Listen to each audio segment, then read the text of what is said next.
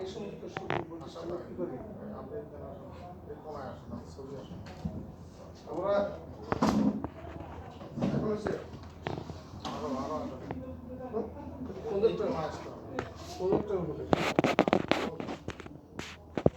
আচ্ছা একজন নিরাপত্তা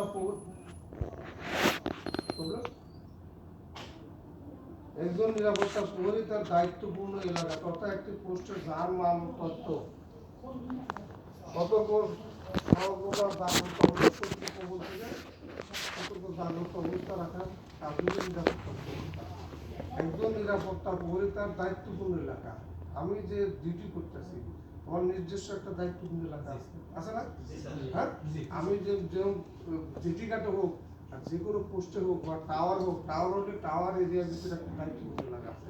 এই দায়িত্বপূর্ণ এলাকা আমার যতক্ষণ ডিউটি চলবে ততক্ষণ আমার দায়িত্বে চলবে।